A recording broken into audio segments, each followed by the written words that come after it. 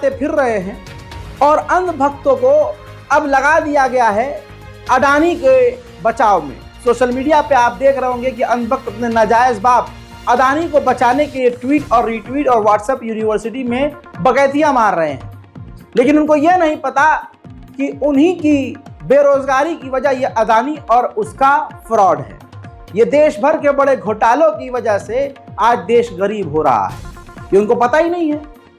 इसके बाद एक अच्छी चीज ये हुई, बल्कि मेरा मानना यह है कि ये जो चुनावी रिजल्ट आया है, विपक्ष को जो 200 से ऊपर अच्छी खासी सीटें मिली हैं, उसका असर ये हुआ है कि अब मोदी सरकार के चाटने वाले गोदी मीडिया के कुछ एंकर अब लाइन पर आ गए हैं। कुछ गोदी मीडिया के चैनल ने ऐसी रिपोर्टिंग करी है कि मुझे डर है कि ये वीडियो मोदी जी खुद कॉल करके डिलीट करवा देंगे। इससे पहले हमने वो निकाल लिया है और आपको दिखाएंगे। हिंडनबर्ग ने अपनी रिपोर्ट में सेबी चेयरपर्सन की निष्पक्षता पर अब बड़े सवाल खड़े किए हैं और सवाल उठाने की वजह भी बताया है। वो वजह क्या है, अगली रिपोर्ट के जरिए आपको बताते हैं।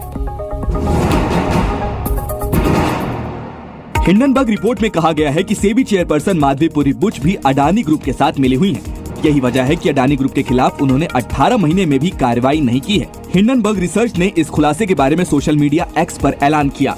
आखिरकार हिंडनबर्ग ने सेबी चेयरपर्सन और अडानी ग्रुप के बीच रिश्ते पर सवाल कैसे उठाए? हिंडनबर्ग रिपोर्ट में क्या है? हिंडनबर्ग रिपोर्ट के मुताबिक मॉरिशस आधारित शेल संस्थाओं के जाल का खुलासा किया गया था, जिसका उपयोग संदिग्ध अरबों डॉलर के अघोषित लेन देन, अघोषित स्टॉक हेरफेर के लिए किया जाता था। हिंडनबर्ग की रिपोर्ट के मुताबिक अडानी घोटाले में इस्तेमाल की गई ऑफशोर संस्थाओं में सेबी चेयरपर्सन की हिस्सेदारी थी। अप्रैल 2017 से लेकर मार्च 2022 के दौरान माधवीपुरी बुच सेबी की होल टाइम मेंबर होने के साथ चेयरपर्सन भी थी। सिंगापुर में उनका अगोरा पार्टनर्स नाम से कंसल्टिंग फर्म में 99% स्टेक था। हिंडनबर्ग के दावे के मुताबिक कंपनी की आय पर सवाल उठे, लेकिन कार्रवाई नहीं की गई। इस समय एक बड़ी खबर आ रही है अमेरिकी कंपनी हिंडनबर्ग रिसर्च से जुड़ी हुई।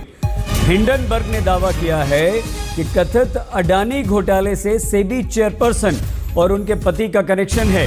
हिंडनबर्ग रिसर्च ने सेबी चेयरपर्सन पर बेहद गंभीर आरोप लगा दिए हैं। कहा है कि अडानी घोटाले से इनका संबंध है। अडानी ग्रुप के बाद हिंडनबर्ग ने इस बार सीधा सेबी पर हमला बोला है। हिंडनबर्ग रिसर्च ने दावा किया कि अडानी घोटाले में इस्तेमाल की गई ऑफशोर संस्थाओं में सेबी चेयरपर्सन की हिस्सेदारी थी। ये बेहद गंभीर और बड़ा आरोप है जो कि सेबी पर लगा है। हम आपको ये बता दें कि आज तक ने सेबी से इस मामले में सेबी की प्रतिक्रिया लेने की कोशिश की, लेकिन वहां से कोई जवाब नहीं आया है।